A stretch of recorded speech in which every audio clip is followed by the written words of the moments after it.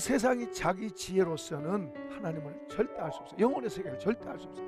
그러나 사람이 원래 그게 있었기 때문에 영혼을 사모하는 마음은 있어요. 사람에게 나는 오늘 살다 죽을 거야 그런 사람 없어요. 영원히 살고 싶어 하지.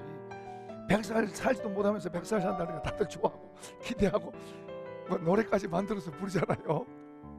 오래 살고 싶은 마음이 있는 거예요. 근데 하나님께서 미련하게 했기 때문에 그 하나님의 세계를 도무지 모르는 거예요. 그런데 하나님께서는 여기 보면 전도에 미련한 것을 가지고 믿는 자를 구원하기를 기뻐하셨다 그랬어요. 전도에 미련한 게 사람이 볼 때는 미련하지만은 그게 하나님의 지혜예요.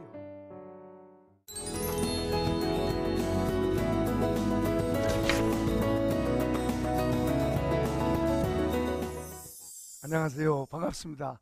곤포성산교회 김자현 목사입니다. 우리 옛적에 이스라엘 백성들이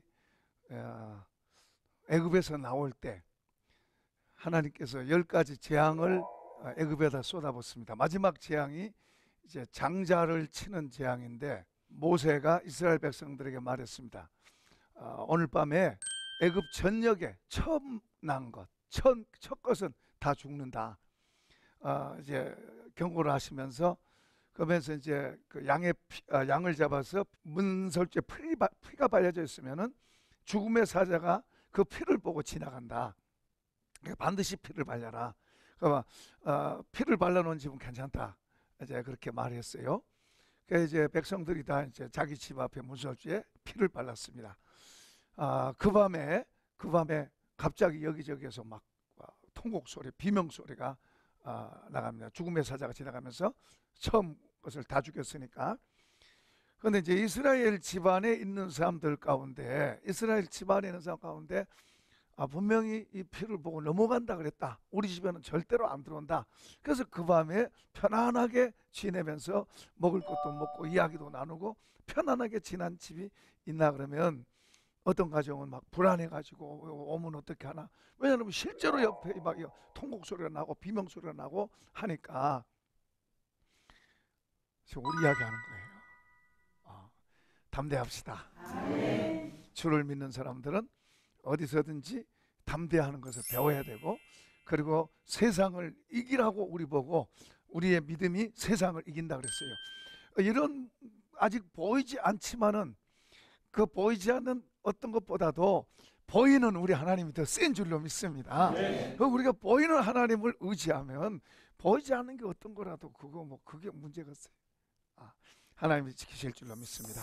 그 믿음 갖고 자신 있게 살아가고 그렇게 기쁘게 살아가면은 몸에 안 좋던 것도 건강하게 되고, 감사하면서 기쁨으로 자신 있게 살아가면 안 좋은 컨디션도 좋은 컨디션으로 바뀌고 아프던 것도 좋아지고 감기도 떠나가고. 할렐루야. 본문 또 읽어보겠습니다. 22절에서 25절까지 읽겠습니다.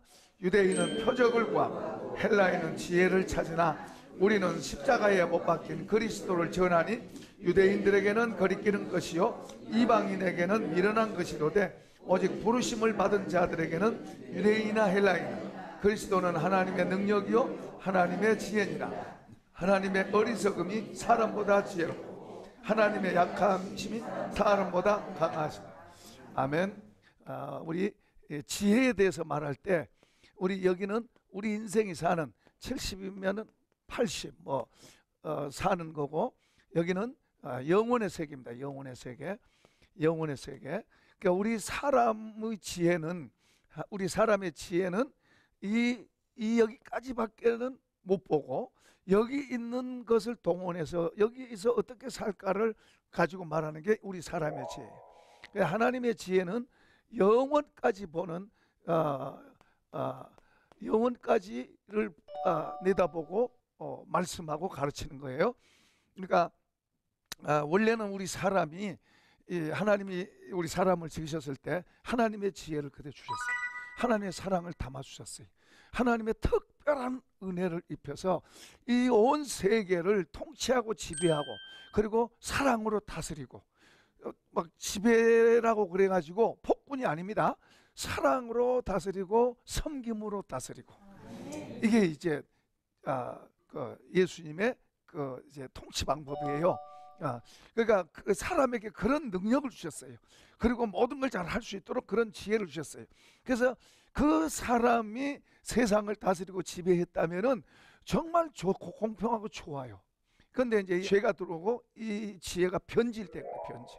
변질. 그 하나님의 주신 지혜도 조금 있지만은 이제 세상적인 지혜, 이 세상적인 지혜는 그의 우두머리인 사단에게서 온 거예요. 그래서 허물과 죄로 죽었던 너희를 살리셨도다. 그때 너희가 공중에 권세 잡은 자를 따랐으니, 그러니까 그것 수하에 대해서, 사단의 수하에가 대해서 그것의 지혜를 갖고 사는 거예요. 그러나 우리 속성 속에 또 하나님 주신 것도 조금 남아 있지만은, 그러나 사단이 준 것이 더 강한 거예요.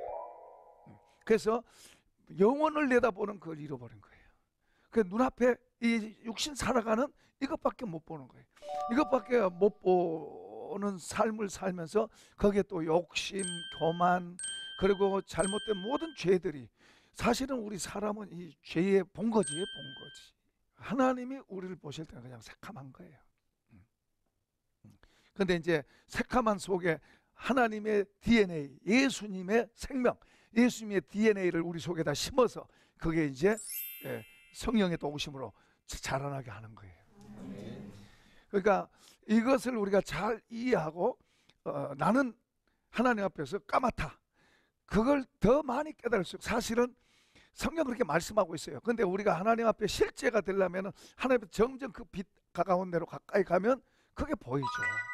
그래서 하나님 앞에 더 가까이 가고 깊이 갈수록 사람들이 더 겸손하고 작다고 말하고 나는 아무것도 말하고 아니라고 그렇게 말해요. 아브라함 같은 사람은 나는 뭐 지프라기 같은 나라고 말해요. 티끌 같은 나라고 말해요. 모세 같은 사람은 점 하나라고 그렇게 말해요. 사실 그래요. 바울 사도도 처음에 멀리 있을 때는 나는 사도들 못지않다 했던 사람인데, 조금 더 이제 들어가서는 이제 성도보다 더 작은 나 그래요. 더 가까워지니까는, 더 깊어지니까 죄인 중에 내가 괴수라고 그렇게 고백해요. 사도 바울은 끊임없이 더 주님과 더 깊은 데로 갔어요. 우리가 주님과 더 깊은 데로 가까이 더 가면 갈수록 나는 아무것도 아니에요. 그러니까 누구 의지예요? 주님 붙잡을 수밖에 없는 거예요.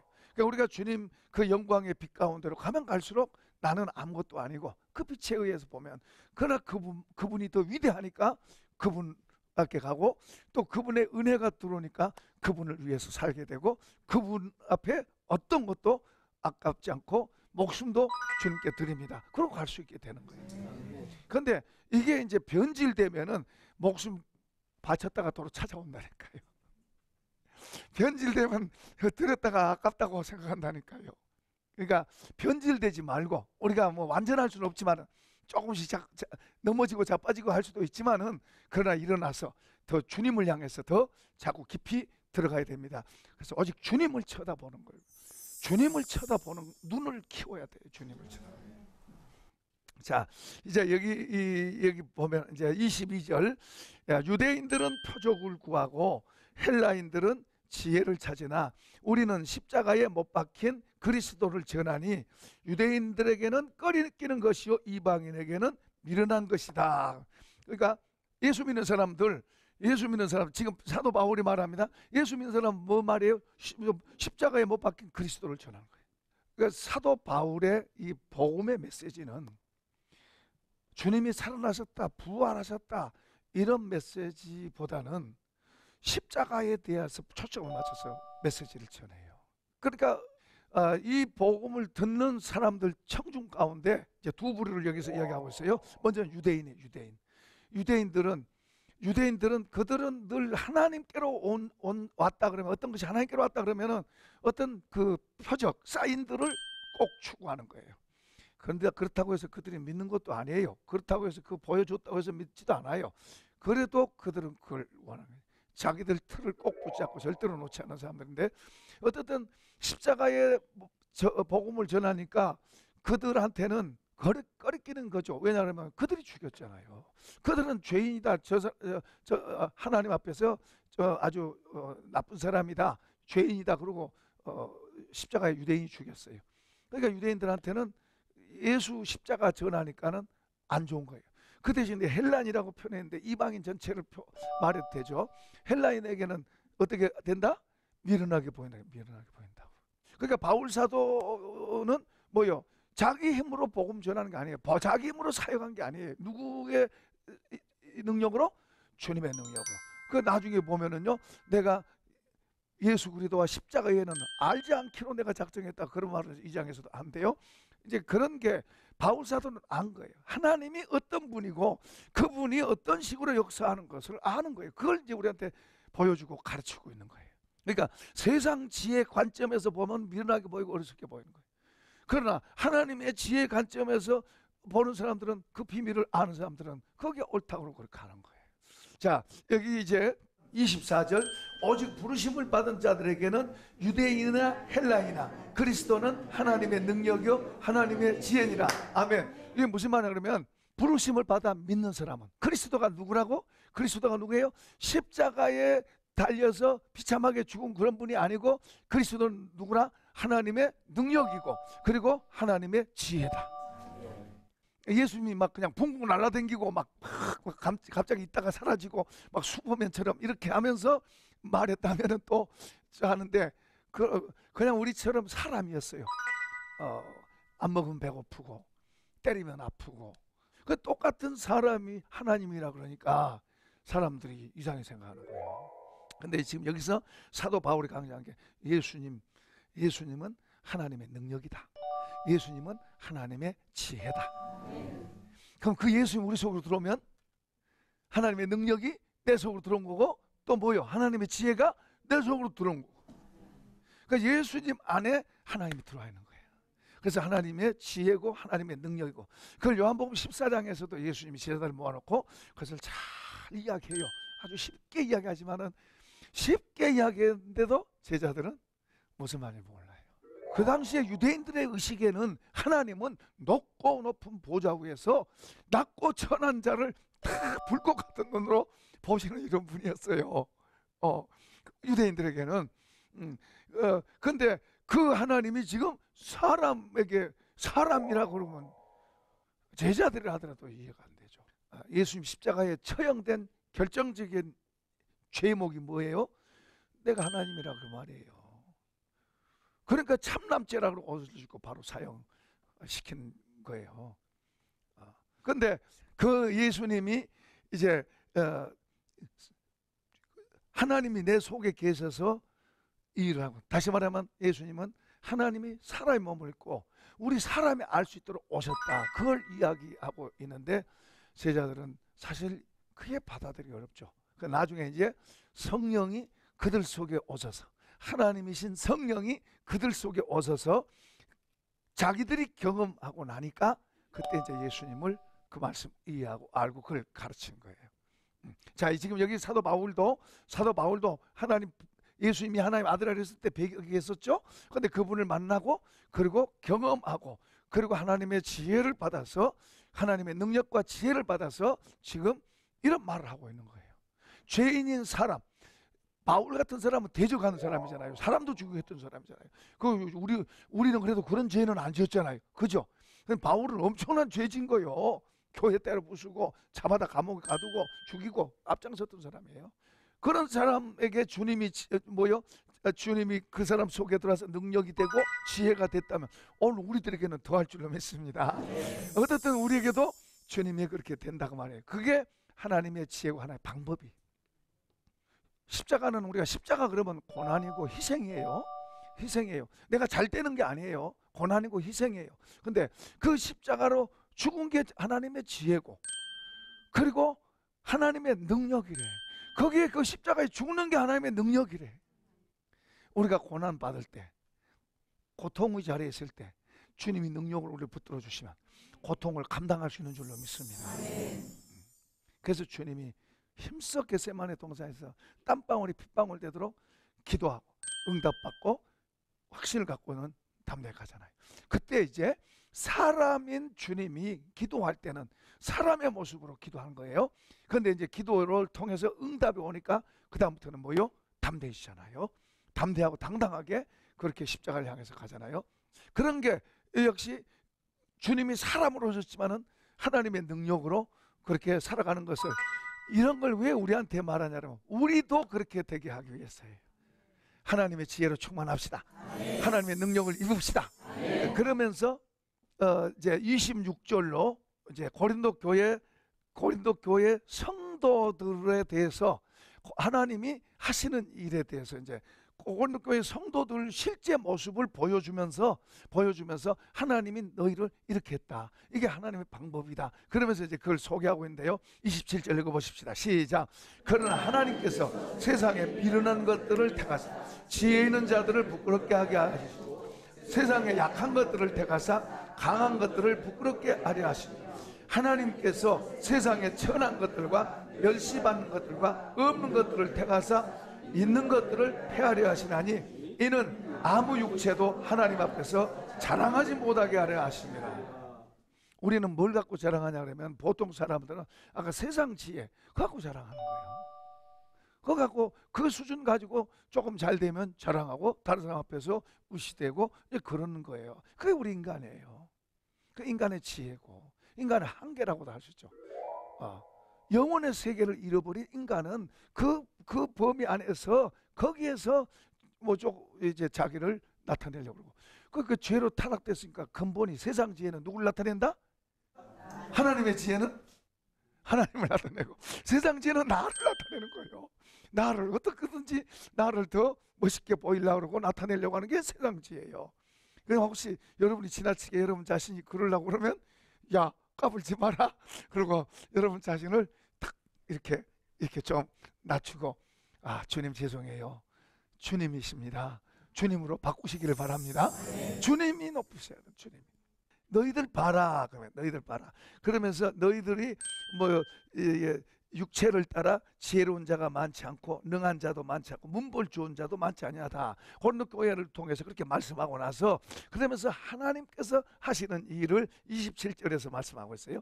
세상에 미련한 자를 불러서 지혜로운 자를 부끄럽게 만드시고 그 다음에 약한 자들을 불러서 강한 것들을 부끄럽게 만드시고 그 다음에 천하고 멸시받은 것과 없는 것을 택하사 있는 것을 폐하려 하신다. 왜 그래요? 사람 별거 아니다. 하나님을 높이는, 하나님을 나타내시는 거예요. 그러니까 우리 모든 사람이 하나님을 나타내고 하나님을 높일 때 그게 정상인 줄로 믿습니다. 그게 하나님이 인간을 지으신 그리고 모든 우주 만물을 지으신 창조 원리예요. 그러니까 우리 사람이 하나님을 높이고 그분과 관계 속에서 우리가 살아가야 되는데 이게 하나님의 지혜인데 사람은 거꾸로 돼 있어요. 거꾸로 돼 있어. 그 이제 속아서 그렇습니다만은 거꾸로 되어 있는데 하나님이 예수님을 보내서 이제 이것을 바꾸고 고쳐서 하나님을 나타내시고 하나님이 잃어버렸던 그것을 다시 회복하시는 그래서 하나님 택한 자들을 불러내서 하나님 회복하시는 택한 자를 불러 구원해서 그들 속에 하나님의 DNA를 심고 그리고 그들 약하지만은 그들을 높이시고 강하게 하셔서 그들을 통해서 누구를 나타내신다? 하나님을 나타내시고 하나님의 영광을 나타내게 하시고 그 예수님이 오신 이유가 바로 우리 한 사람 한 사람을 어떻게 하려고? 고생시키려고? 우리 한 사람 한 사람을 십자가에다가 전부 못 박으려고? 아니라 우리를 한 사람 한 사람을 더 가치 있고 귀하게 해서 누구를 나타내라고? 하나님의 영광이 되고 하나님의 빛을 비추고 하나님의 사람들로 이 세상 속에 그 보이라고. 할렐루야. 성경은 이 세상이 다 구원받는다고 말하지 않습니다. 택함 받고 구원받는 사람이 복 있다고 말해요. 하나님의 선택돼서 구별돼서 구원받는 사람을 복 있다고 말하는 거예요. 얼마나 우리가 귀한지 몰라요. 절대 성경은 다 구원받는다고 말하지 않습니다. 믿음은 사도 바울도 말해요. 믿음은 모든 사람의 것이 아니다. 그렇게 말해요. 그러니까 예수를 믿고 구원받은 그 믿음을 갖고 있는 사람이 복 있는 줄로 믿습니다. 이제 우리는 더 잘 믿고 더 잘 배워서 뭐 해야 돼요? 하나님의 지혜로 하나님의 능력으로 채워져야 될 줄로 믿습니다. 그게 누구예요? 예수잖아요. 예수. 그러니까 우리는 예수와는 떨어져서는 안 되고 뭐요?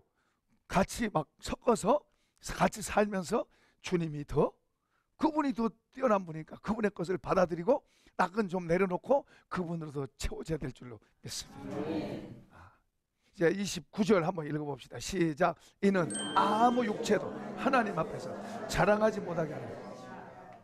사도 바울이 전에는 굉장히 자부심이 많고 아주 자존심도 강하고 대단한 사람이었습니다.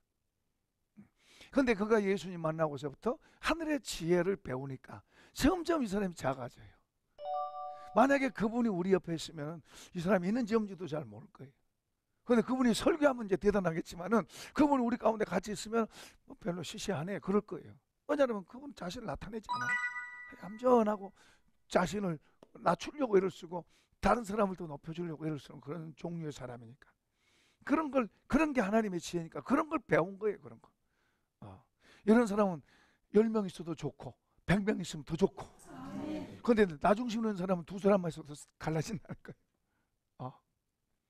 그래서 교회는 예수님 안에서 하나더라고요.